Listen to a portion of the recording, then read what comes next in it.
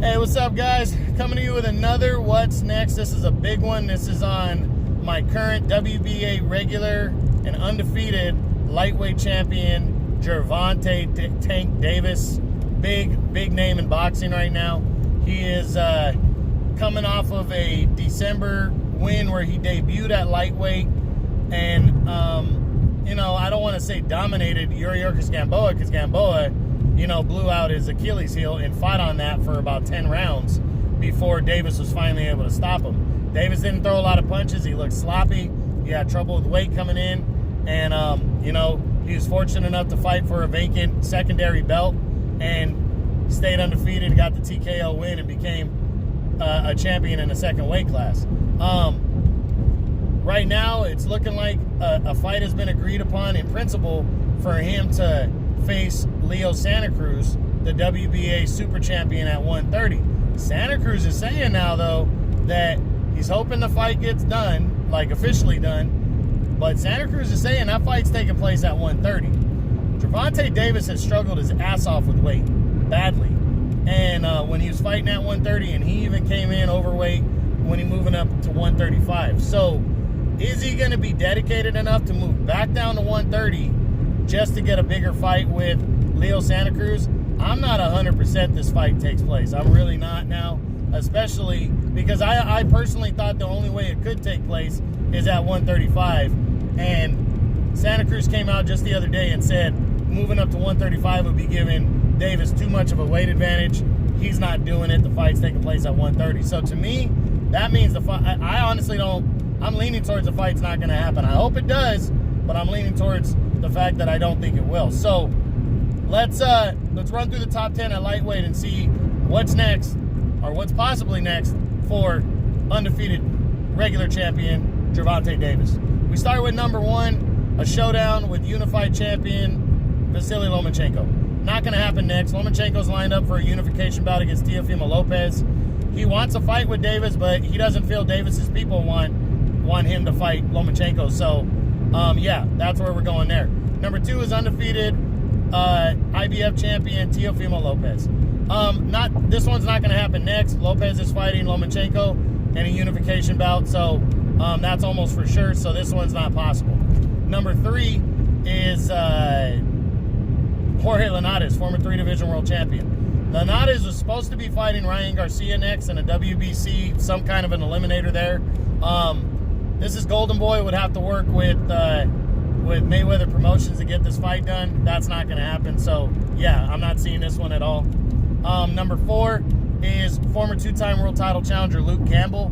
I'm sure Eddie Hearn would be down to make the fight and come over to Showtime with Campbell to make the fight, but I'm not sure that Davis's people would be willing to face somebody on Campbell's skill level, but they might. So I wouldn't completely rule it out, but I don't think it's going to happen. Number 5 is Davis. Number 6 is former IBF lightweight champion Richard Comey. Top rank working with the PBC. I'm not seeing it. Comey's a big guy. He hits hard. I don't think they'd put him at risk, and I really don't think Top Rank and PBC work together. Not for a fight like this. Number 7 is Javier Fortuna. I think the fight's possible if Fortuna gets asked out in the WBC conversation. Right now, he's number 1 in the WBC. Devin Haney just got reinstated as the champion. And Fortuna was supposed to fight Luke Campbell for the vacant belt. But if he has an opportunity to face Davis instead, I think Fortuna might go after that fight. Davis is technically smaller, and I think Devin Haney's got a better chance of beating. Right now, I'd say Devin Haney, because he's kind of a big lightweight, would have a better chance of beating Fortuna than Davis would. And him and Davis are promoted by the same people. And he also held this version of the WBA title. He held that at 130. So there's a lot of things that make sense here for Fortuna to face Gervonta Davis. Not to mention it's just a bigger fight on paper. He'd make more money. So I'm leaning towards this fight could actually happen if, for some reason, Fortuna doesn't get an immediate shot at Devin Haney for the WBC title. So we'll see. Number 8 is Yvan Mendy, French contender. I think Mendy is a possibility as well. I know he's not a big name, and Davis wants big names. But Davis has made the last 3 years, he's made a huge amount of money by facing nobodies and just top contenders. Well, Yvonne Mendy's the WBA gold champion, which basically is like a second mandatory number 1 contender. So I think it's very possible that Davis says if he can't get the big fight with Santa Cruz and he can't get another PBC fighter to face him at 135, or only high-risk guys are there, I think he'd face a French veteran in Yvonne Mendy, because it could get mandated anyway. So I definitely think this fight's possible. So, you know, pay attention. Yvonne Mendy's not any joke either. That guy can fight. But I think Davis would definitely be the favorite. Number 9 is Lee Selby. Not seeing this one, even though Selby, you know, I don't know if he's with Matchroom or the PBC. His next fight was taking place with Matchroom. And, you know, I don't know what's going on with Selby and his promotion stuff, but it's not possible anyways, because Selby is fighting George Kambosos in an IBF final eliminator to get a shot at the IBF title. So him and Davis is off the table. And then number 10 is Ricky Burns. Absolutely think Burns is an option for Davis. He's a veteran, former 3-division world champion. Davis might want to stay busy. Burns is looking for a big shot and is in the final stages of his career. So why not Davis face a solid veteran who could take a punch like Ricky Burns? I think that's definitely possible. So we'll see what happens. That's the top 10 right there for Gervonta Davis. Now, personally, what do I think he's going to do next? I honestly have no fucking clue.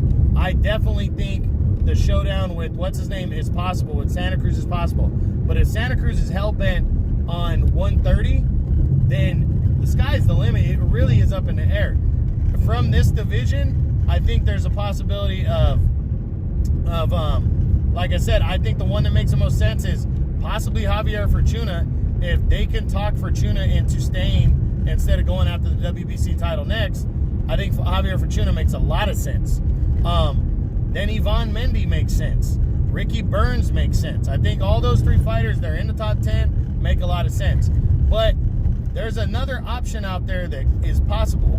Gary Russell Jr., current featherweight champion, and also with the PBC, has come out and said he's moving up in his next fight. He's moving up to lightweight. He wants the big fights, the big names. He's moving up to lightweight. So, with him and Davis both with the PBC, why not make this fight if the Santa Cruz fight falls through? He's the bigger man, punches harder, he's younger. Why not face Gary Russell Jr.? That would be huge. It'd be a huge fight for the PBC and an easy fight to make. And I think if the Santa Cruz fight falls through and Russell decides to not stop by at 130 and really moves up to 135, I'd say go for it. And that's what he should do. So we'll see what he decides to do next. I hope we hear something soon. I really hope at the end of the day it ends up being the Santa Cruz fight. I think it still very well could be.